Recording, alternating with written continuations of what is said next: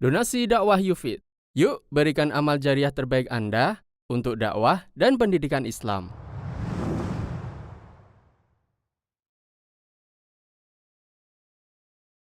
Bismillahirrahmanirrahim. Assalamualaikum warahmatullahi wabarakatuh. Innal hamdalillah nahmaduhu wa nasta'inuhu wa nastaghfiruh wa na'udzu billahi min shururi anfusina wa min sayyiati a'malina may yahdihillahu fala mudilla lahu wa may yudlil fala hadiyalah.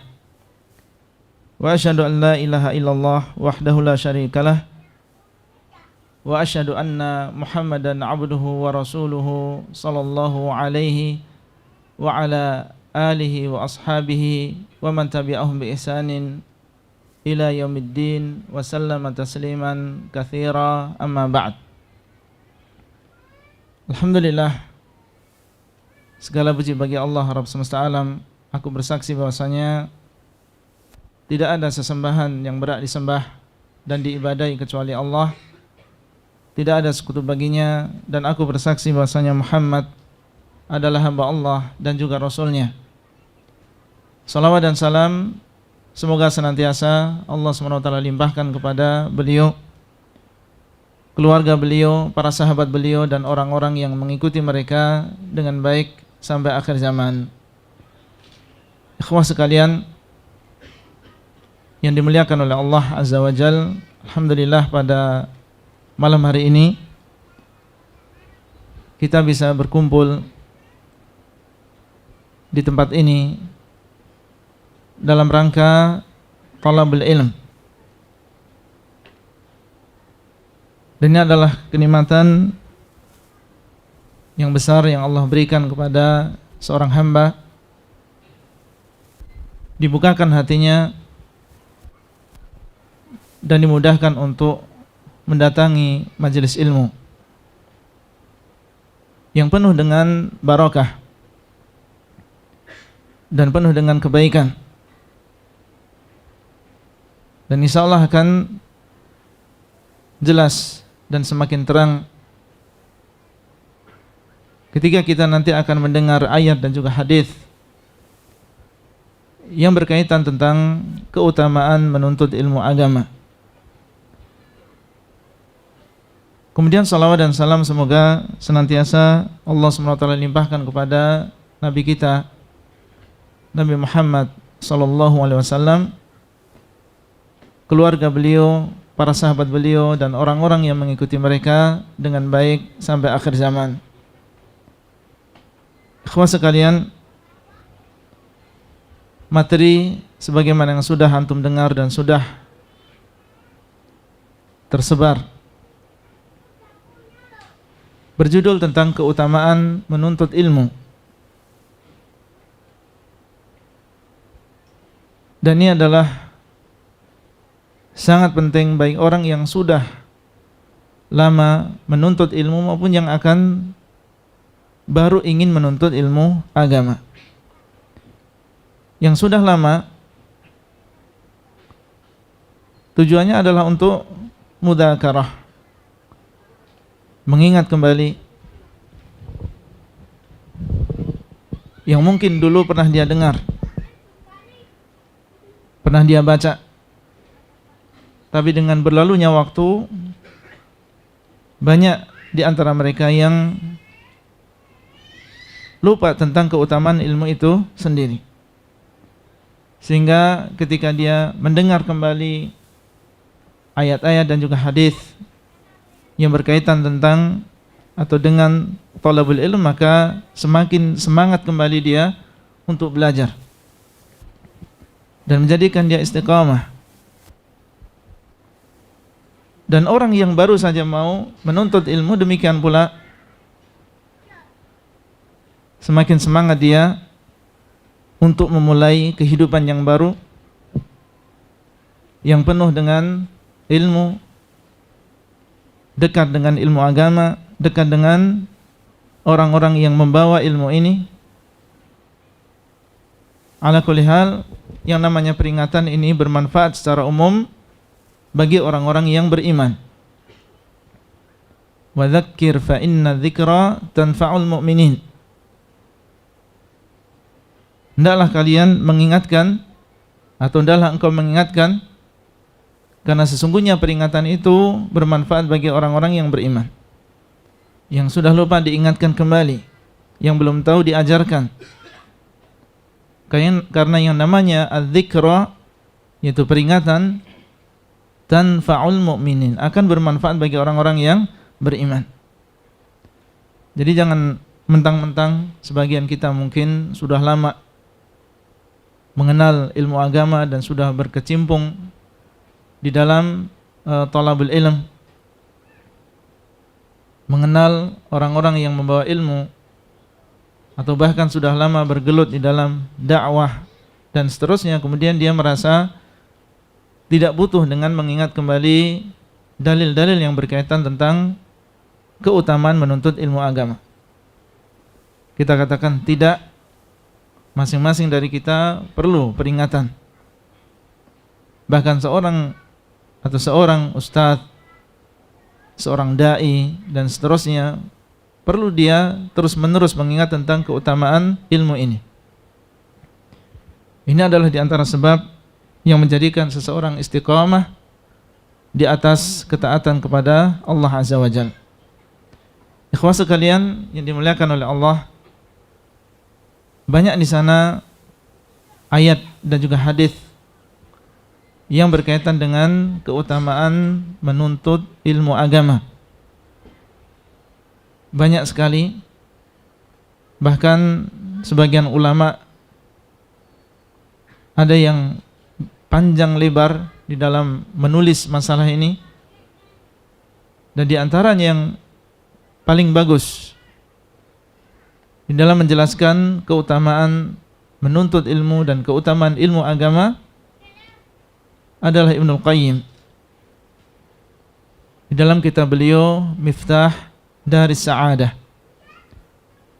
Di dalam kitab beliau Miftah Daris Sa'adah, secara panjang lebar beliau menyebutkan beberapa segi yang menunjukkan tentang keutamaan ilmu agama dan keutamaan mempelajarinya. Dan akan saya sebutkan di sini beberapa ayat dan juga hadis yang berkaitan tentang masalah ini dari Al-Quran. Di antaranya adalah firman Allah Azza wa Jalla, innama yakhshallaha min ibadihil ulama. Innama yakhshallaha min ibadihil ulama. Sesungguhnya orang yang takut kepada Allah di antara hamba-hambanya adalah para ulama. Sesungguhnya orang yang takut kepada Allah di antara hamba-hambanya adalah para ulama. Allah menyebutkan di dalam ayat ini bahwa orang yang takut kepadanya adalah orang yang memiliki ilmu. Dan yang dimaksud adalah takut yang sempurna. Takut yang sempurna. Takut yang berdasarkan ilmu yang dia miliki tentang Allah dan juga namanya dan juga sifatnya, keagungan agama ini, keagungan ciptaan Allah Azza wa Jalla. Rasa takut yang berdasarkan ilmu. Dan setiap orang yang beriman punya rasa takut kepada Allah Azza wa Jalla. Meskipun rasa takut yang mereka miliki ini bertingkat-tingkat, tapi setiap orang yang beriman punya rasa takut kepada Allah. Tetapi di sini Allah khususkan dengan para ulama karena mereka takut kepada Allah dengan rasa takut yang sempurna, yaitu rasa takut yang didasarkan dengan ilmu. Sekali lagi, ilmu yang mereka miliki tentang nama dan juga sifat Allah Azza wa Jalla. Ini yang pertama. Jadi ilmu yang dimiliki oleh seseorang Ini akan mengantarkan dia kepada rasa takut kepada Allah Subhanahu wa taala. Yang pertama. Kemudian yang kedua, Allah Subhanahu wa taala menyuruh nabinya sallallahu alaihi wasallam meminta tambahan ilmu. Allah SWT menyuruh nabinya untuk meminta tambahan ilmu. Sebagaimana firman Allah Azza wa Jal, wa qur rabbi zidni ilman. Dan katakanlah, wahai Rabbku, tambahlah aku ilmu. Perhatikan, dari sekian banyak ayat, Allah SWT mengatakan di dalam ayat ini kepada nabinya supaya meminta tambahan. Bukan meminta tambahan dunia atau tambahan kekuasaan atau meminta tambahan jabatan, tetapi Allah menyuruh beliau untuk meminta kepada Allah tambahan apa? Ilmu. Wa qur rabbi zidni ilman. Dan katakanlah, wahai Muhammad, ya Rabbku, tambahkanlah kepada diriku ilmu. Seandainya di sana ada sesuatu yang lebih mulia daripada ilmu agama, niscaya akan diperintahkan beliau sallallahu alaihi wasallam untuk meminta tambahan. Seandainya di sana ada sesuatu yang lebih mulia daripada ilmu agama, niscaya beliau akan disuruh oleh Allah untuk meminta tambahan sesuatu tersebut. Tapi ketika Allah mengkhususkan dan menyuruh beliau untuk meminta tambahan ilmu, menunjukkan bahwasanya ilmu adalah sesuatu yang paling berharga yang kita diperintahkan untuk senantiasa meminta tambahan. Nabi SAW diperintahkan untuk meminta tambahan ilmu. Wa qur rabbi zidni ilman. Kemudian dalam ayat yang lain Allah SWT mengatakan fas'alu ahlal dzikri in kuntum la ta'lamun. Hendaklah kalian bertanya kepada ahlal dzikri. Hendaklah kalian bertanya kepada para ulama. In kuntum la ta'lamun, apabila kalian tidak mengetahui. Di dalam ayat ini Allah SWT menyuruh kaum muslimin, orang-orang beriman, untuk bertanya kepada para ulama yang mereka adalah ahlul dzikr, ahlul ilm, apabila mereka tidak mengetahui satu perkara di dalam agama mereka. Bukan bertanya kepada yang lain, tapi bertanya kepada ahlinya, yang mereka memang memiliki perhatian tentang ilmu dan dikenal dengan perhatiannya terhadap ilmu agama dan usahanya yang sungguh-sungguh di dalam belajar dan juga menyampaikan ilmu tersebut. Dan ini menunjukkan tentang keutamaan mereka sampai Allah SWT menyuruh kaum muslimin untuk bertanya kepada ahlul ilm, kepada ahlul dzikr. Dan ini menunjukkan tingginya derajat mereka di sisi Allah Azza wa Jalla. Di dalam ayat yang lain Allah SWT mengatakan, hal yastawil ladhina ya'lamuna wal ladhina la ya'lamun. Hal yastawil ladhina ya'lamuna wal ladhina la ya'lamun. Apakah sama antara orang yang mengetahui dan orang-orang yang tidak mengetahui? Ini adalah pertanyaan yang sifatnya pengingkaran. Al-istifhamu inkari. Pertanyaan yang isinya adalah pengingkaran. Artinya tidak sama. Apakah sama antara orang yang mengetahui dengan orang yang tidak mengetahui? Maksudnya adalah tidak sama antara dua kelompok tersebut, antara orang yang tahu tentang ilmu agama dengan orang yang tidak mengetahui ilmu agama. Berbeda antara keduanya. Jangankan manusia, hewan yang terlatih dan terdidik. Berbeda harganya dengan hewan yang tidak terlatih dan tidak terdidik. Seekor anjing yang muallamah, yang sudah diajari, yang dia bisa membedakan antara berburu untuk dirinya sendiri dan berburu untuk majikannya, lain dengan anjing yang tidak terdidik.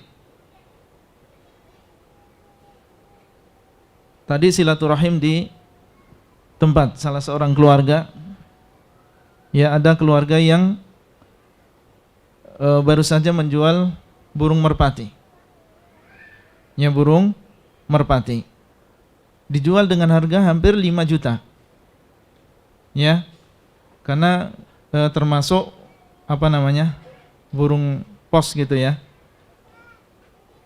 Dilepaskan di Mojokerto, ya, dalam waktu berapa jam sudah sampai ke Bantul. Ya, dilepaskan di Mojokerto, dalam waktu berapa jam sudah sampai ke Bantul. Dihargai hampir 5 juta dan dijual. Dan di sana ada burung merpati yang lain yang biasa, yang mungkin di pasar harganya cuma sekian puluh ribu. Hewan saja, ya, apabila dia terdidik dan terlatih dan memiliki ilmu, maka dia harganya lebih mahal daripada yang lain. Lalu bagaimana dengan manusia yang kita sama-sama keluar dari perut, ya, ibu kita dalam keadaan kita tidak mengetahui sesuatu apapun. Wallahu akhrajakum min butuni ummahatikum la ta'lamuna syai'an. Dan Allah mengeluarkan kalian dari perut-perut ibu kalian dalam keadaan kalian tidak mengetahui sesuatu apapun. Orang yang berilmu di antara kita la yastawi, tidak akan sama dengan orang yang tidak berilmu. Tentunya orang yang berilmu kepada Allah Azza wa Jalla, dia memiliki keistimewaan, memiliki keutamaan, memiliki kelebihan sesuai dengan ilmu yang dia miliki. Kemudian ayat yang selanjutnya adalah firman Allah Subhanahu wa taala, yarfa'illahu alladhina amanu minkum walladhina utul ilma darajat. Yarfa'illahu alladhina amanu minkum. Allah akan mengangkat orang-orang yang berilmu, orang-orang yang beriman di antara kalian, dan orang-orang yang diberikan ilmu beberapa darajat. Allah SWT akan mengangkat derajat orang-orang yang berilmu, yang beriman di antara kalian, dan orang-orang yang berilmu di antara kalian. Yang mengangkat adalah Allah SWT. Diangkat kedudukannya,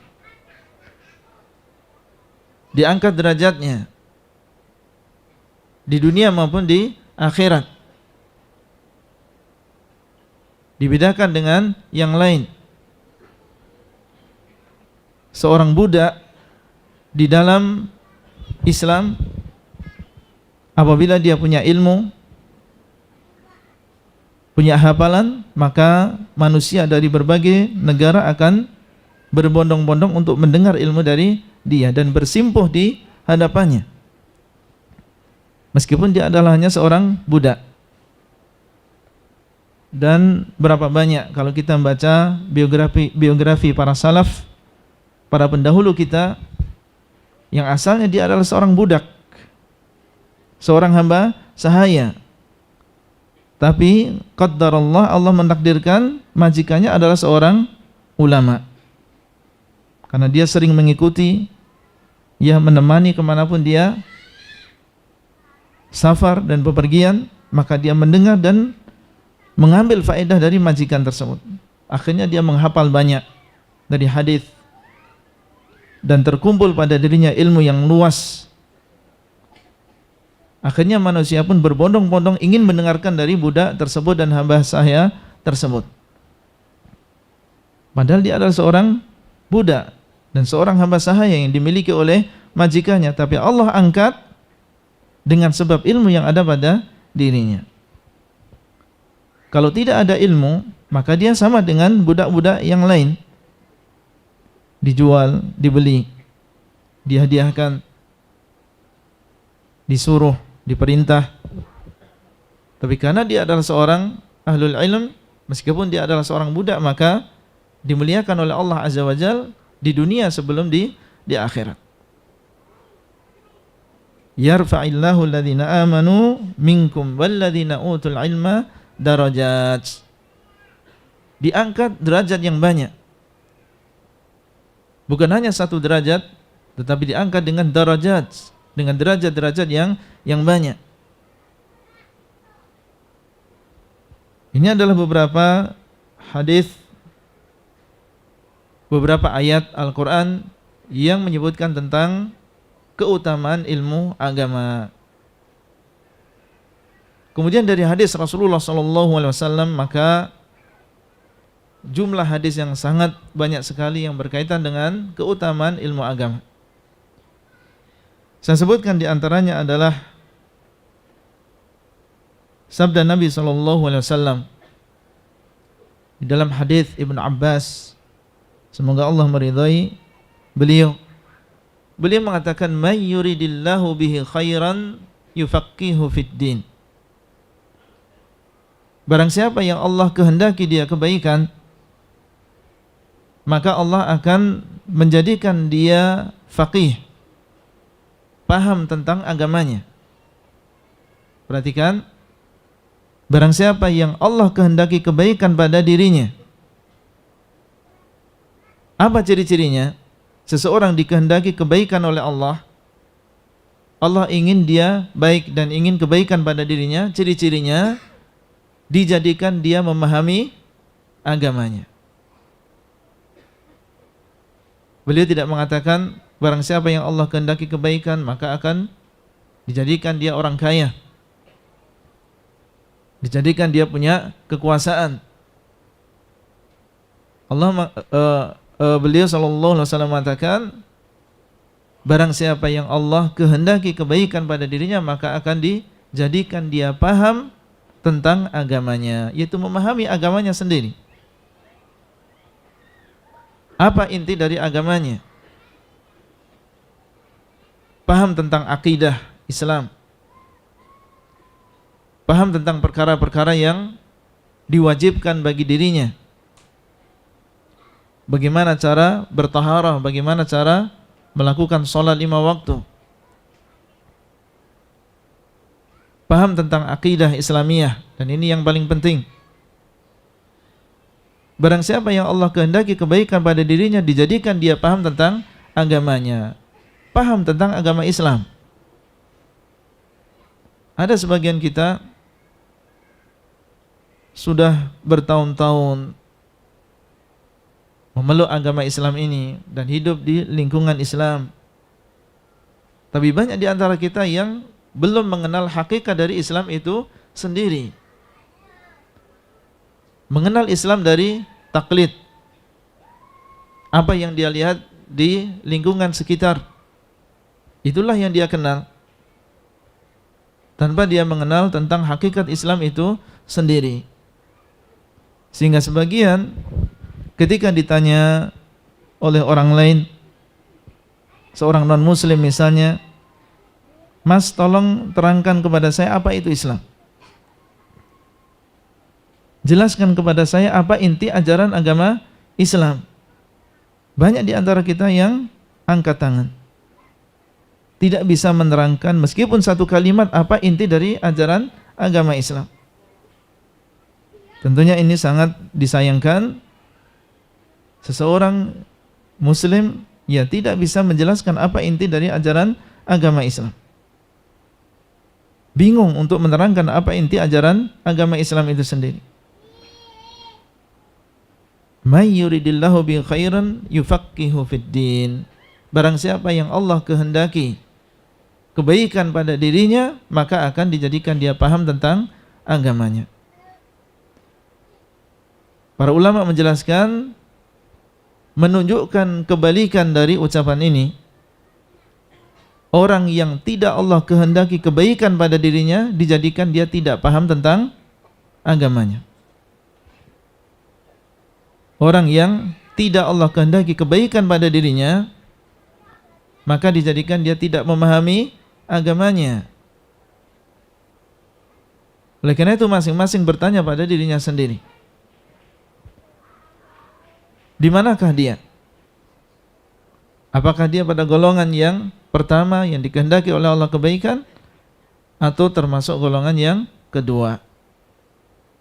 Apabila termasuk golongan yang pertama, falyahmadillah, hendaklah dia memuji kepada Allah yang telah memberikan taufik. Laulallah mahtadaina, kalau bukan karena Allah niscaya kita tidak akan mendapatkan petunjuk. Tapi kalau masih pada golongan yang kedua, malas di dalam mempelajari ilmu agama, berat untuk menghadiri majelis ilmu, malas untuk memahami agamanya sendiri, maka adalah dia memperbanyak istighfar kepada Allah Azza wa Jalla dan memperbaiki dirinya, merubah kebiasaan sebelumnya. Karena hati-hati, beliau sallallahu alaihi wasallam mengatakan, barang siapa yang Allah kehendaki kebaikan maka akan dijadikan paham tentang agamanya. Kalau hati kita masih berat dan masih malas mempelajari ilmu agama, maka jangan sampai kita termasuk orang yang tidak dikehendaki oleh Allah kebaikan. Sekali lagi, kalau ada di antara kita yang demikian, maka adalah kita segera bertaubat kepada Allah dan beristighfar, dan semoga Allah SWT menghilangkan rasa malas tersebut pada diri kita. Ini di antara hadis yang berkaitan tentang keutamaan menuntut ilmu agama. Dan ucapan beliau, orang yang Allah kehendaki kebaikan dijadikan dia faqih terhadap agamanya, ini mencakup seluruh tulabul ilm, mencakup seluruh tulabul ilm. Setiap orang yang paham tentang agamanya atau orang yang dijadikan paham tentang agamanya, maka Allah kehendaki kebaikan pada dirinya.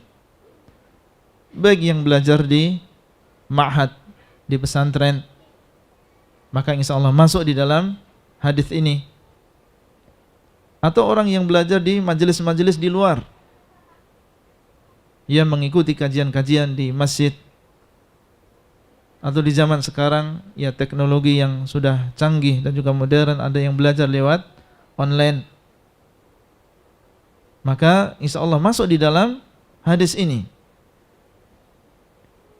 Apabila dia dijadikan paham tentang agamanya dengan sebab wasilah tersebut, baik di pondok maupun di masjid maupun lewat online misalnya, maka insya Allah dia mendapatkan keutamaan hadis ini. Kemudian selanjutnya ucapan beliau sallallahu alaihi wasallam, "Idza matal insan inqata'a anhu 'amaluhu illa min thalathatin, illa min sadaqatin jariyatin aw 'ilmin yuntafa'u bihi aw waladin salih yad'u lahu." Apabila seorang manusia meninggal dunia, dan setiap kita akan meninggal dunia, inqata'a anhu 'amaluhu, maka akan terputus amalannya. Dia tidak bisa beramal, tidak bisa menambah ibadah, menambah pahala. Inqata'a anhu 'amaluhu, tidak bisa beramal kembali. Illa min thalathatin, kecuali dari 3 perkara. Di mana 3 perkara tersebut akan terus menambah pahala bagi orang tersebut meskipun dia sudah meninggal dunia. Yang pertama adalah tentang orang yang menuntut atau seorang ilmun yuntafa'u bihi, shadaqatin jariyah, illa min shadaqatin jariyah. Yang pertama adalah tentang sedekah jariyah, Seseorang bersedekah untuk masjid, mewakafkan, kemudian masjid tersebut digunakan oleh kaum muslimin, melakukan sholat 5 waktu, melakukan kajian-kajian Islam di dalamnya, dan kegiatan-kegiatan yang bermanfaat. Selama masih dipakai dan dimanfaatkan untuk ibadah, maka orang yang membangun masjid tersebut dia mendapatkan pahalanya meskipun dia sudah meninggal dunia. Meskipun dia sudah meninggal dunia, tetapi pahala terus mengalir pada dirinya. Dan ini adalah kelebihan orang yang Allah berikan dia kelebihan di dalam masalah harta, dan dia bersedekah dengan sedekah jariyah. Hartanya tersebut bisa menjadikan dia dekat dengan Allah dan diangkat derajatnya, di antaranya apabila dia bersedekah dengan sedekah jariyah. Dzalika fadlullahi yu'tihi man yasha. Ini adalah keutamaan dari Allah yang Allah berikan kepada siapa yang Allah kehendaki. Kesempatan bagi setiap orang yang Allah berikan dia keluasan di dalam masalah rezeki, jadikan sebagian harta kita untuk bersedekah dengan sedekah jariyah. Dan tidak harus kaya. Sebagian kita mungkin pas-pasan di dalam hartanya, dan dia ingin mendapatkan sedekah jariyah, bisa dia salurkan pada pihak-pihak yang mereka memang menggunakan harta tersebut untuk wakaf, meskipun hanya sedikit. Ini yang pertama. Kemudian yang kedua, au ilmin yuntafa'u bihi. Yang kedua adalah ilmu yang dimanfaatkan. Kalau kita nggak punya harta, dan harta kita nggak sebanyak orang lain, maka kita bisa mengetuk pintu yang kedua ini untuk mendapatkan pahala yang terus mengalir meskipun kita sudah meninggal dunia. Yaitu apa? Kita memiliki ilmu yang kita sampaikan kepada orang lain, dan ilmu tersebut adalah ilmu yang bermanfaat. Dan yang dimaksud dengan ilmu di sini adalah ilmu agama. Kita mengajarkan akidah, mengajarkan tata cara wudu, tata cara salat, bahkan mengajarkan meskipun itu Al-Fatihah kepada orang lain, dan dia gunakan dan dia baca Al-Fatihah tersebut setiap kali dia salat, maka ini adalah keutamaan yang sangat besar. Selama dia masih membaca, maka kita mendapatkan pahalanya. Dan tentunya untuk bisa meraih mengalirnya pahala dengan cara yang kedua ini harus didahului dengan thalabul ilm, didahului dengan menuntut ilmu, karena enggak mungkin seseorang bisa memberi kecuali dia sudah memiliki. Faqidus syai'i la yu'ti. Seseorang yang tidak memiliki sesuatu maka tidak akan bisa memberi. Berarti kalau kita ingin memberikan kepada orang lain, kita harus memiliki terlebih dahulu. Thalabul ilm dulu, kita belajar dulu, baru nanti kita bisa memberikan kepada orang lain dan menyampaikan kepada mereka ilmu agama sebagaimana Rasulullah SAW telah menyampaikan kepada umatnya. Agama yang murni, yang suci, yang terjauh dari perkara-perkara yang mencampuri agama ini. Baik. Kemudian keutamaan yang lain atau sebelumnya, awaladin salihin yad'u lahu. Yang ketiga, untuk mendapatkan pahala yang terus mengalir adalah anak yang soleh yang senantiasa mendoakan kebaikan bagi orang tua. Meskipun orang tuanya meninggal dunia, tapi kalau dia punya anak yang soleh yang senantiasa mengucapkan istighfar, memohonkan kepada untuk kedua orang tuanya ampunan, kebaikan, diangkat derajatnya, maka terus pahala tersebut akan mengalir kepada orang tuanya. Baik, jadi syahid dari hadis yang mulia ini bahwasanya menuntut ilmu ini adalah awal dari seseorang bisa menyampaikan ilmu, dan menyampaikan ilmu maka ini termasuk di antara perkara yang apabila ilmu tersebut dimanfaatkan oleh orang lain, dia akan mendapatkan ya pahala yang jariyah, pahala yang terus mengalir pada dirinya. Tentunya semakin banyak orang yang mengambil ilmu dari dirinya, maka akan semakin besar pahala yang dia miliki. Ya, meskipun dia sudah meninggal dunia. Oleh karena itu para ulama ya mereka semangat sekali belajar.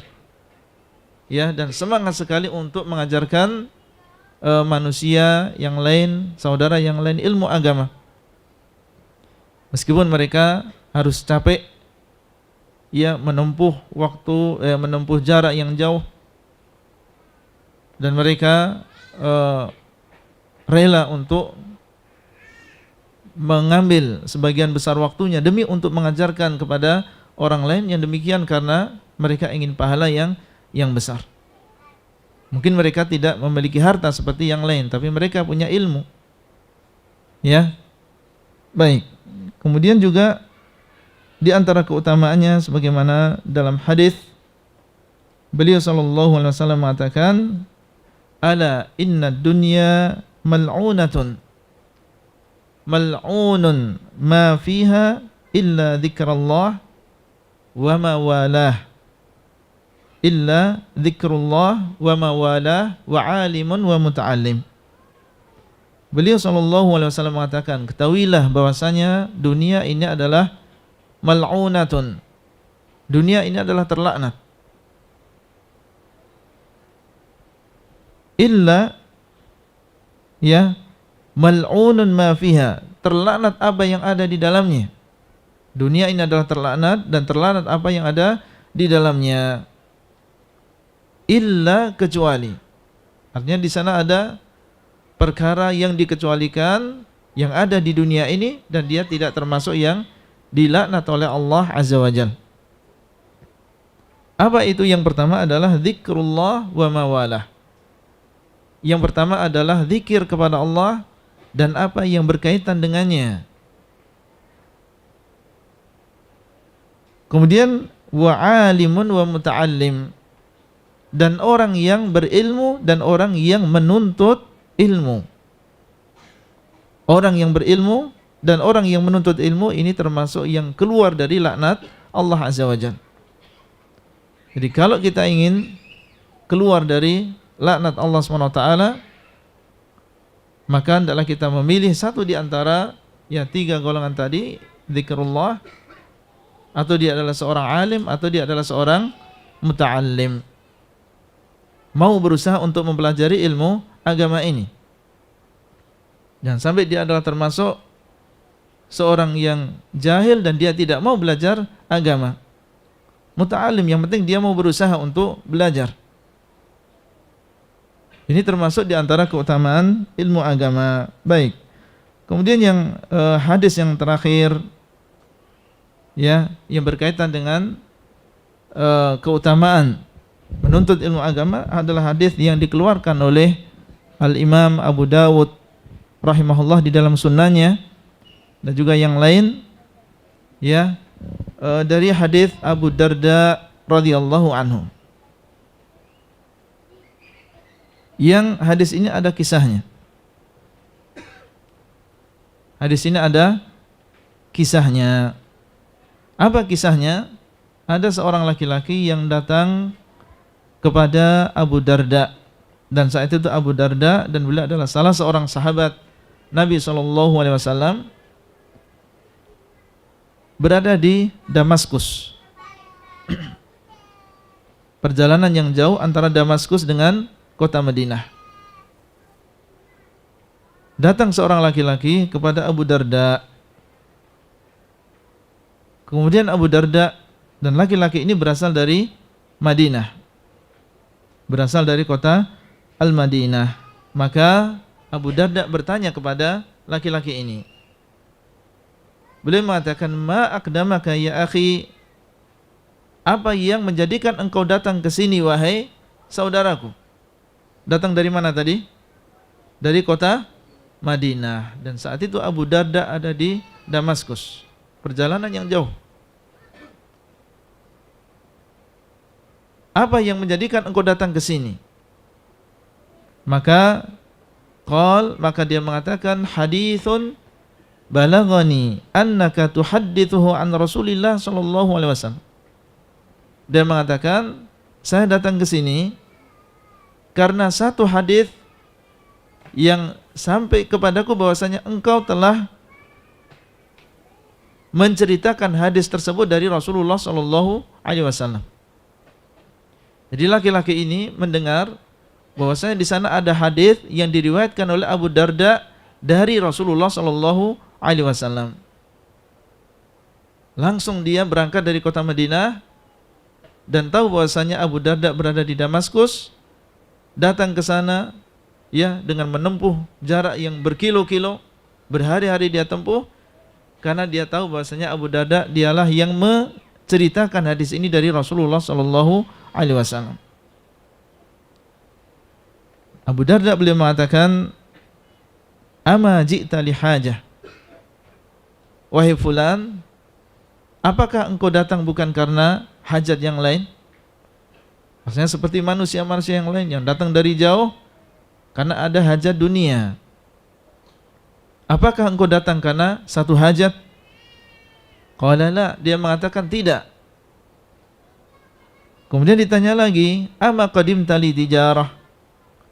Apakah engkau datang ke sini karena perdagangan? Karena sebagaimana kita tahu sejak zaman dahulu ini orang-orang ya orang-orang Mekah dan juga kota Madinah biasa mereka pergi ke Damaskus dalam rangka untuk berdagang, ya, membawa barang dagangan dari Hijaz, ya, dari Mekah maupun dari Madinah, kemudian dibawa ke Syam, dijual di sana, kemudian mengambil barang dari sana dibawa ke Mekah dan juga ke Madinah. Maka Abu Darda mengatakan, apakah engkau datang ke sini untuk berdagang sebagaimana pedagang-pedagang yang lain? Qala la, dia mengatakan tidak. Ma ji'tu illa fi talabi hadzal hadits. Wahai Abu Darda, aku tidak datang ke sini kecuali untuk mendengar hadis ini. Ingin mendengar hadis ini dari dirimu langsung yang telah mendengar langsung dari Rasulullah sallallahu alaihi wasallam. Perhatikan, bukan untuk mencari 5, 10 hadis, 100 hadis, tapi karena hanya ingin mencari satu hadis. Dan ini menunjukkan bagaimana semangatnya para salaf dan kesabaran mereka di dalam menuntut ilmu agama. Satu hadis, kemudian satu hadis mereka kumpulkan.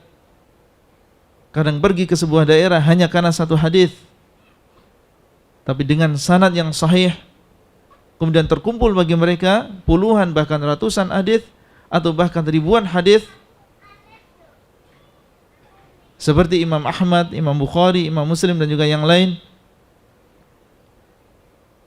Dari satu, kemudian dua dan seterusnya sampai mereka mengumpulkan puluhan ribu hadis.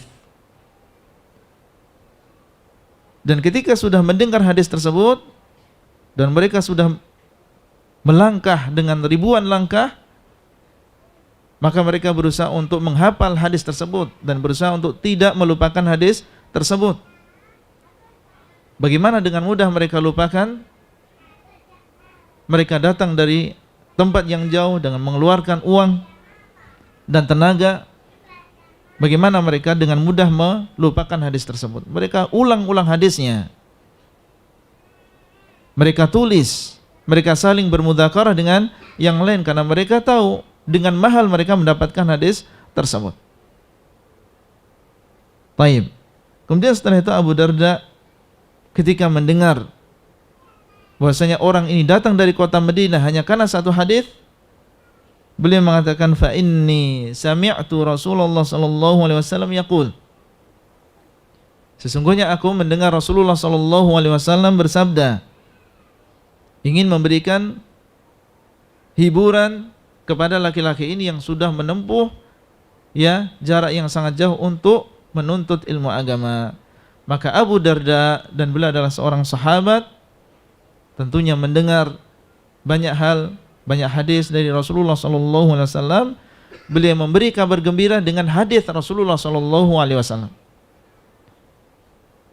Beliau mengatakan, aku mendengar Rasulullah sallallahu alaihi wasallam bersabda. Ya fulan, dengarkan ucapan Nabi ini yang menunjukkan tentang keutamaan orang yang menempuh jalan untuk mencari ilmu agama. Beliau mengatakan, man salaka tariqan yabtaghi fihi ilman salakallahu bihi tariqan ilal jannah. Kemudian beliau menyebutkan hadis yang panjang, insya Allah kita sebutkan satu persatu dari keutamaan ilmu yang ada di dalam hadis ini. Ada 5 kalimat yang disebutkan oleh Rasulullah SAW yang isinya adalah tentang keutamaan ilmu, keutamaan menempuhnya, dan juga keutamaan seorang yang belajar, dan keutamaan orang yang sudah jadi orang yang berilmu. Jadi ilmu ini memiliki keutamaan baik orang yang sudah atau sedang belajar maupun orang yang sudah menjadi seorang ahlul ilm. Pertama, atau kalimat yang pertama, man salaka tariqan yabtaghi fihi ilman sahalallahu lahu aw salakallahu bihi tariqan ilal jannah. Barang siapa yang menempuh jalan untuk mencari ilmu di dalamnya, maka Allah akan membimbing dia sehingga dia bisa menempuh jalan menuju surga. Barang siapa yang menempuh jalan untuk mencari ilmu di dalamnya, maka Allah akan membimbing dia sehingga dia bisa menempuh jalan menuju surga. Ini kalimat yang pertama. Apa isinya? Keutamaannya barang siapa yang menempuh jalan untuk mempelajari agamanya. Dan jalan di sini ada 2 makna. Yang pertama, jalan yang hakiki, yang biasa kita lihat di jalan. Seseorang keluar dari rumahnya, ya, berjalan kaki atau naik kendaraan, menghadiri majelis ilmu, berarti dia salaka tariqan, dia menempuh sebuah jalan untuk mencari ilmu agama. Seperti yang dilakukan oleh laki-laki ini yang datang kepada Abu Darda, datang dari kota Madinah menuju Damaskus. Berarti ini adalah jalan yang hakiki, yang memang kita lihat, yang hakikat. Atau yang dimaksud adalah jalan yang maknawi. Maksudnya adalah cara. Barang siapa yang menempuh sebuah cara untuk mendapatkan ilmu agama, dan tidak harus dia menempuh jalan,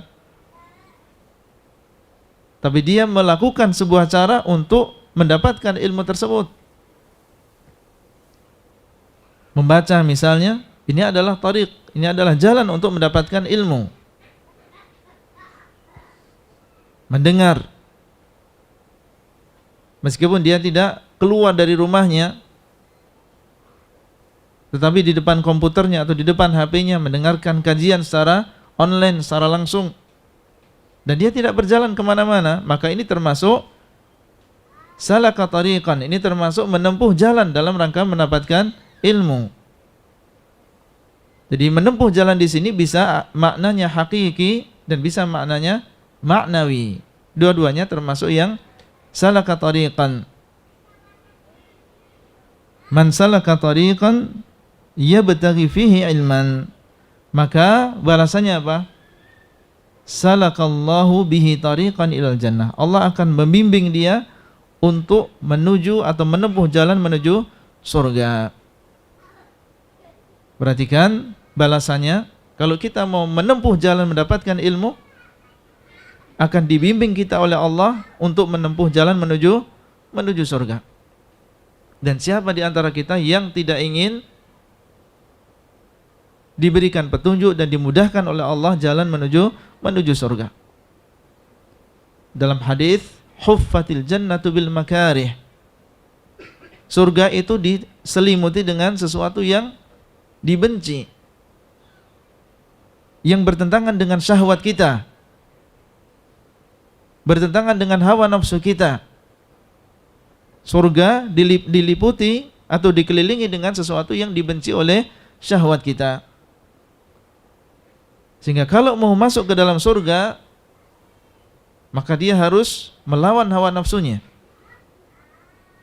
sehingga dia bisa masuk ke dalam surga. Dan ini mudah sebelumnya, dan ini adalah sesuatu yang sulit, tetapi ini dimudahkan bagi orang yang mau mempelajari ilmu agama, yang melawan hawa nafsu. Maka ini akan mudah dilakukan oleh orang yang mempelajari ilmu agama, sedikit demi sedikit, tentunya dengan bertahap, karena mempelajari agama bukan dengan sembarangan. Di sana ada tahapan-tahapan sehingga kita bisa memahami agama ini dengan baik. Mana yang harus dipelajari terlebih dahulu, mana yang bisa dikesampingkan, mana yang fardu ain, mana yang fardu kifayah. Mempelajari ilmu agama bukan dengan cara yang sembarangan, tanpa aturan, tidak. Sehingga dia perlu seorang guru yang sudah pernah belajar sebelum dia, yang bisa membimbing dia bagaimana tata cara mencari ilmu agama ini. Dengan dia mencari ilmu agama dan dia memiliki ilmunya, maka dia bisa dengan mudah mengenal perintah-perintah Allah sehingga bisa dia lakukan, mengenal mana yang sunnah, mana yang mendapatkan pahala yang besar, mana amalan-amalan yang istimewa, mana amalan yang apabila dilakukan maka dia mendapatkan pahala yang besar, mana yang haram dan mana yang makruh. Demikian pula dia mengenal Allah SWT dan tahu bahasanya Allah Maha melihat, Maha mendengar, Maha mengetahui, dan mengetahui bahasanya hidup di dalam ketaatan kepada Allah ini lebih lezat daripada kelezatan kemaksiatan. Sehingga lama-kelamaan yang sebelumnya dia mudah mengikuti hawa nafsunya, lama-kelamaan ya hal tersebut terkikis sedikit demi sedikit, sampai akhirnya dia menjadi orang yang takut kepada Allah Azza wa Jalla dan mendahulukan keridhaan Allah di atas hawa nafsunya. Dengan apa? Dengan ilmu agama. Barang siapa yang menempuh jalan dalam rangka mencari ilmu, maka akan dimudahkan oleh Allah jalan menuju surga. Jadi kalau kita ingin mudah masuk ke dalam jannah Allah, jalannya adalah dengan tolabul ilm. Tidak ada jalan yang lain. Dan seluruh ibadah yang merupakan pintu dan sebab masuk ke dalam surga, maka ini sangat membutuhkan dengan ilmu. Salat 5 waktu adalah termasuk amalan yang paling afdal. Dan kita mendapatkan pahala yang besar ketika melakukan salat 5 waktu apabila didasari dengan ilmu. Sallu kama ra'aitumuni usalli. Hendaklah kalian salat sebagaimana kalian melihat aku salat. Salat kita disuruh sesuai dengan cara Rasulullah SAW. Berarti butuh ilmu. Berdakwah ini adalah amalan yang afdal. Tapi berdakwah juga perlu ilmu. Berhaji juga demikian, jihad juga demikian, perlu ilmu. Jangan dikira yang namanya jihad tidak perlu ilmu. Di sana ada aturan-aturan yang ditentukan di dalam agama ini. Siapa yang boleh dibunuh, siapa yang tidak boleh dibunuh. Di sana ada kafir dhimmi, di sana ada kafir harbi. Perlu ilmu di dalam masalah jihad. Artinya seluruh pintu-pintu kebaikan itu butuh kepada ilmu agama. Dan ini menunjukkan tentang keutamaan ilmu. Kemudian yang kedua, kalimat yang kedua, wa innal malaikata la tad'u ajnihataha ridhaan li talibil ilm. Dan sesungguhnya para malaikat, mereka meletakkan sayap-sayap mereka karena ridha dengan seorang penuntut ilmu. Dan malaikat tidak meletakkan sayapnya kecuali karena perkara yang besar. Mereka tidak meletakkan sayapnya bagi seorang yang punya jabatan tinggi misalnya, tapi mereka meletakkan sayapnya kepada seorang talibul ilm, penuntut ilmu, meskipun dia adalah seorang yang mungkin rendah di hadapan manusia yang lain. Mungkin dia seorang kuli atau tukang sampah, tukang bersih-bersih. Tapi kalau dia datang sebagai seorang talibul ilm, maka malaikat yang meletakkan sayapnya karena ridha dengan apa yang dia lakukan. Ya subhanallah.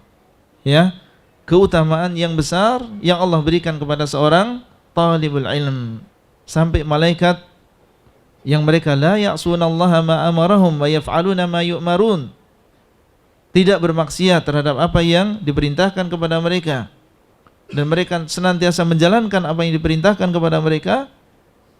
Makhluk yang demikian mulia tersebut ya diperintahkan oleh Allah untuk meletakkan sayapnya, merendahkan diri mereka di hadapan seorang talibul ilm. Baik, kemudian selanjutnya, wa innal alima la yastaghfiru lahu man fis samawati wa man fil ard hatta al-hitanu fil ma'. Baik, ketika dia mencari dimudahkan surganya. Kemudian malaikat dia menaungi dirinya dan meletakkan sayapnya, merendahkan diri di hadapan seorang pelajar. Bagaimana seandainya dia jadi seorang ulama, belajar dan belajar, mengamalkan ilmunya, akhirnya dia menjadi seorang ulama, maka Allah memberikan karunia yang besar, la yastaghfiru lahu man fis samawati wa man fil ard. Maka seluruh yang ada di langit dan apa yang ada di bumi akan memohonkan ampun bagi alim tersebut. Semuanya mengatakan Allah maghfirli fulan, Allah maghfirli fulan, ya Allah ampunilah si fulan, seorang alim tersebut, ampunilah dia. Seandainya dia punya kesalahan, punya dosa, ampunilah dia. Karena seorang alim bukan berarti dia lepas dari dosa, dia juga punya dosa dan juga maksiat. Tapi banyak yang memohonkan ampun untuk dirinya, bukan hanya satu, bukan hanya dua, tapi man fis samawati wal ard, seluruh apa yang ada di langit dan apa yang ada di bumi, memohonkan ampun untuk seorang yang alim. Subhanallah. Dan dia tidak tahu dan tidak mendengar bahwasanya semua yang ada di langit dan di bumi ia ternyata sedang memohonkan ampun untuk dirinya. Ini adalah keberuntungan yang besar.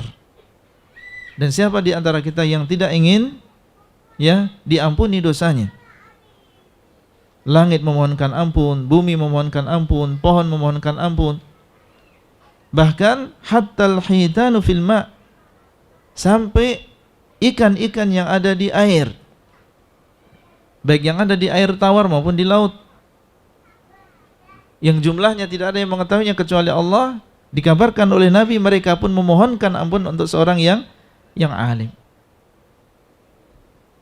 Dan untuk menjadi seorang alim maka kita harus belajar. Nggak mungkin seseorang bisa menjadi seorang alim kecuali dia belajar terlebih dahulu.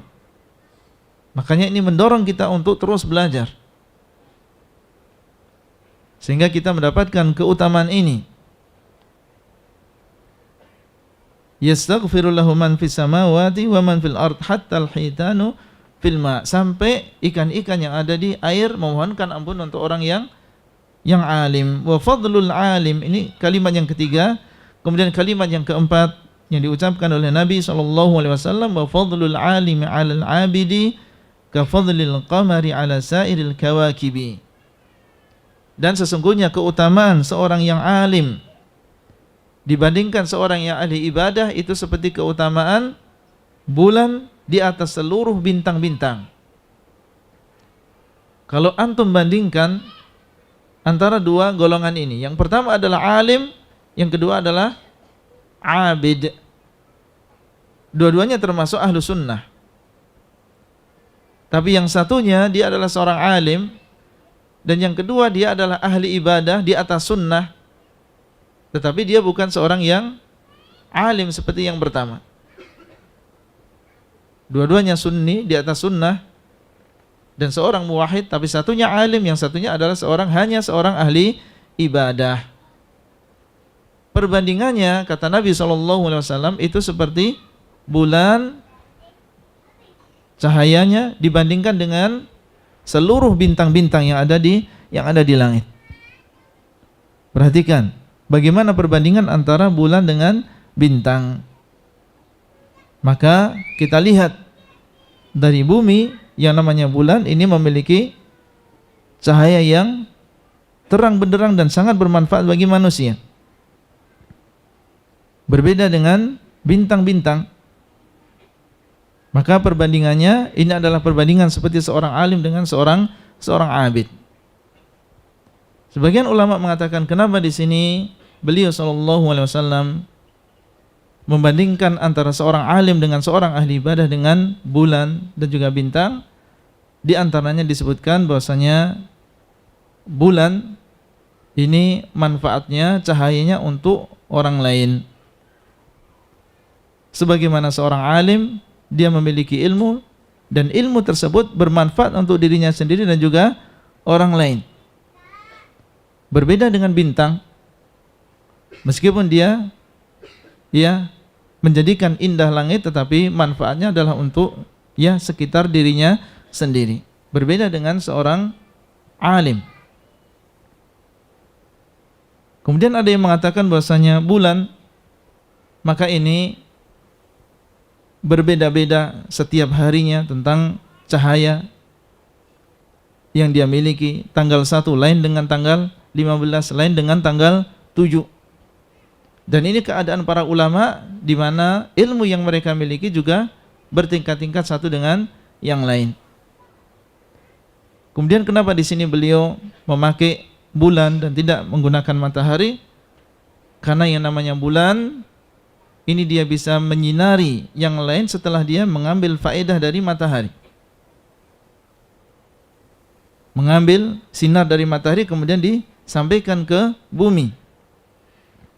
Demikian pula seorang alim, maka dia mengambil ilmu tersebut dari siapa? Dari Rasulullah SAW.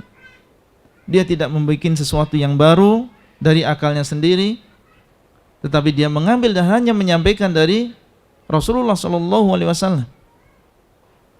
Sebagaimana bulan mengambil dari matahari, kemudian dipantulkan dan disampaikan ke bumi. Demikian pula seorang alim juga demikian. Ini perbedaan antara alim dengan seorang abid. Kemudian beliau mengatakan, innal ulama warathatul anbiya. Sesungguhnya para ulama mereka adalah pewaris para nabi. Pewaris para nabi. Kita mengetahui bahwasanya ahli waris adalah orang yang paling dekat dengan orang yang meninggal dunia. Ahli waris bagi seseorang adalah orang yang paling dekat bagi orang yang meninggal dunia tersebut. Maka dia adalah al-warathah. Dan Nabi SAW mengatakan bahwasanya warathatul anbiya adalah siapa? Para ulama, menunjukkan bahwasanya mereka adalah orang yang paling dekat dengan para anbiya, paling dekat dengan para nabi. Menunjukkan tentang keutamaan mereka. Wa innal ulama wa innal anbiya lam yuwarrithu dinaran wala dirhaman. Dan sesungguhnya para nabi mereka tidak mewariskan dinar dan juga dirham. Seandainya para nabi mereka mewariskan harta, maka kita tidak akan mendapatkan bagian dari warisan tersebut. Yang menghabiskan adalah orang-orang yang dekat dengan beliau. Tapi beliau SAW dan juga para nabi innama warrathul ilma. Mereka yaitu para nabi mewariskan ilmu agama, bukan mewariskan harta dunia. Faman akhadha bihi akhadha bihadhdhin wafir. Barang siapa yang mengambil ilmu tersebut, maka dia akan mengambil nasib, akan mengambil bagian yang sangat banyak. Alhamdulillah. Warisan para nabi dan para rasul adalah berupa ilmu. Semakin diambil dan semakin disebar, maka akan semakin banyak. Tidak seperti harta, semakin diambil semakin sedikit dan semakin berkurang. Tapi ilmu semakin dibagikan kepada orang lain, maka akan semakin banyak. Terserah kita mau sedikit atau banyak. Kalau kita bersungguh-sungguh berusaha untuk mencarinya, maka kita akan mendapatkan ilmu yang banyak. Tapi kalau kita tidak bersungguh-sungguh dan malas untuk mencarinya, maka kita juga akan mendapatkan yang sedikit dari ilmu tersebut. Baik, ini adalah beberapa ayat dan juga hadis yang berisi tentang keutamaan ilmu agama. Insyaallah apa yang sudah kita sampaikan ini yakfi, ya sudah cukup. Satu di antara dalil-dalil tersebut sebenarnya sudah cukup untuk menjadikan kita terus istiqamah ya bersama ilmu sampai kita meninggal dunia, dan cukup bagi kita untuk menyemangati ya untuk terjun dan mempelajari ilmu agama. Ya, apapun background kita. Ya, jadi yang belajar ilmu agama bukan hanya santri. Ya, seluruh kita kaum muslimin wajib bagi mereka untuk mempelajari ilmu agama. Baik dia seorang dokter, baik dia seorang pengusaha, baik dia seorang karyawan, baik dia seorang pembantu, ya seorang direktur, semuanya harus mempelajari ilmu agama. Apapun backgroundnya. Jadi kalau dia jadi seorang dokter, jadi seorang dokter yang berilmu. Seandainya dia jadi seorang sopir, jadi seorang sopir yang berilmu. Seandainya dia jadi seorang ya direktur karyawan, maka dia menjadi seorang karyawan yang berilmu. Ya, jadi menuntut ilmu agama bukan ya terbatas pada golongan santri saja. Kemudian juga ikhwan sekalian, ya kita ucapkan ya hani'an, ya selamat bagi setiap penuntut ilmu ya yang mereka mau menghadiri majelis-majelis ilmu dengan keutamaan-keutamaan yang tadi kita sebutkan. Ya semoga Allah SWT ya menjadikan kita termasuk orang yang mendapatkan keutamaan-keutamaan yang besar tersebut. Ya kemudian juga dari sini antum menyadari tentang pentingnya ilmu dan bahwasanya orang yang mempelajari ilmu dengan berbagai cara mereka berada di atas kebaikan yang banyak. Ya, ala khairin azim, ya di atas kebaikan yang banyak dan keutamaan yang besar. Dan kewajiban bagi kita adalah bersabar. Ya, bersabar di dalam menuntut ilmu agama ini, dan menuntut ilmu agama ini perlu capek. Ya, karena kita harus mendatangi majelis. Ya, kemudian kita harus menulis kalau kita memang ingin benar-benar mencari agama. Bahkan sebisa mungkin kita menghafal. Ya, karena ilmu ini dihafal. Ya, kita harus bersabar ya untuk bisa memahami agama. Kemudian juga disebutkan dalam sebuah athar, ya Yahya ibn Abi Katsir beliau mengatakan la yustata'ul ilma birahatil jism. Ilmu itu tidak didapatkan dengan hanya rahatul jism, dengan enak-enakan. Ya, hanya dengan berleha-leha. Maka ilmu tidak didapatkan dengan cara demikian. Ya harus kita mau capek di dalam ya menuntut ilmu. Semakin antum ya capek, maka akan semakin ya dirasakan besarnya kenikmatan. Ya, dan perlu kita ketahui, seandainya kita mengeluarkan seluruh ya kemampuan kita untuk mendapatkan ilmu ini, maka ilmu tidak memberikan kepada kita kecuali sedikit. Ya, seandainya kita sudah berusaha semaksimal mungkin mendapatkan ilmu ini, maka ilmu tidak memberikan kecuali apa? Sedikit. Lalu bagaimana seandainya kita setengah-setengah di dalam menuntut ilmu? Ya. Baik, kemudian di sini juga kita mengetahui tentang pentingnya daurah-daurah ya ilmiah. Demikian pula kajian-kajian rutin ya yang di situ disebarkan ilmu, dan juga pelajaran-pelajaran dan kajian-kajian yang ada di pondok-pondok pesantren. Ya, ini semua adalah bagian dari pengajaran terhadap ilmu itu sendiri.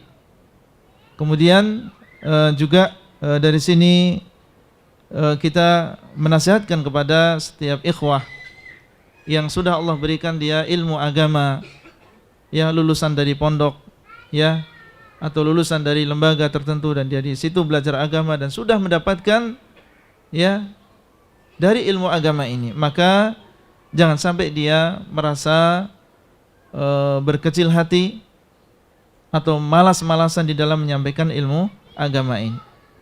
Hendaklah dia menyampaikan ilmu ini sesuai dengan kemampuan dia. Ya, sesuai dengan kemampuan dia menyampaikan ya tentang apa yang dia tahu tentang masalah akidah, ya, mengajarkan tahsin tilawah sesuai dengan ilmu yang dia miliki. Ya, karena di sana masih banyak orang yang awam yang butuh tentang ilmu kita meskipun hanya sedikit. Jadi jangan sampai kita merasa kecil hati, saya bukan lulusan dari ya luar negeri, saya bukan demikian dan demikian. Tapi kita menyampaikan sesuai dengan kemampuan kita. Ya, kita ajarkan sesuai dengan kemampuan kita, mulai dari keluarga kita sendiri. Ya, mulai dari tetangga kita, mulai dari teman-teman yang ada di masjid, kita ajarkan, kita sebarkan ilmu. Dan kita berta'awun di antara kita sesuai dengan kemampuan kita. Ya. Kemudian juga jangan lupa ya di dalam melakukan thalabul ilm ini ya senantiasa kita mengikhlaskan setiap amalan yang kita lakukan karena Allah Azza wa Jalla. Jadi menuntut ilmu tujuannya bukan riya ya atau sum'ah, ingin dilihat orang lain dan dipuji oleh orang lain atau dikatakan sebagai seorang alim dan seterusnya. Tetapi tujuan dari menuntut ilmu yang disebutkan oleh guru kami yang Syekh Saleh bin Abdullah bin Hamad Al-Utsaimin hafizahullah, ya di antaranya ada 4. Ya, seseorang dinamakan ikhlas di dalam menuntut ilmu. Apabila dia menuntut ilmu tujuannya ingin menghilangkan kebodohan pada dirinya. Saya ingin belajar dan saya ingin menghilangkan kebodohan yang ada dalam diri saya. Berarti dia termasuk orang yang ikhlas di dalam menuntut ilmu. Atau yang kedua, ingin menghilangkan kebodohan pada diri orang lain. Saya ingin belajar dan saya ingin menghilangkan kebodohan pada diri saya sendiri dan juga orang lain. Maka dia dinamakan orang yang ikhlas di dalam menuntut ilmu. Atau yang ketiga, ya tujuannya adalah untuk menghidupkan ilmu. Menghidupkan ilmu. Artinya mungkin sebagian saudara kita banyak di antara mereka yang sudah mati ilmu. Dan banyak perkara agama yang tidak dia ketahui, maka dia ingin hidupkan apa yang sudah mati tersebut di dalam hati-hati mereka. Yang sebelumnya mereka belum kenal akidah, dihidupkan kembali sehingga mereka mengenal akidah. Ya. Ini di antara tujuan ya, di antara tujuan di dalam menuntut ilmu agama sehingga seseorang dinamakan seorang yang ikhlas ya di dalam menuntut ilmu agama tersebut. Kemudian juga ya, yang terakhir saya harapkan ya dan harapan kepada diri kita pribadi dan juga ikhwah yang sudah terjun di dalam masalah ta'lim yang mengajarkan kepada manusia dan juga sudah berdakwah, maka setelah dia mengetahui dan mengingat kembali tentang keutamaan ilmu tersebut, maka adalah dia bisa menjadi qudwah, ya bisa menjadi contoh bagi saudara-saudara yang lain, karena mereka akan melihat ya tentang siapa orang-orang yang sudah pernah belajar, ya akan melihat bagaimana pengaruhnya pada diri mereka.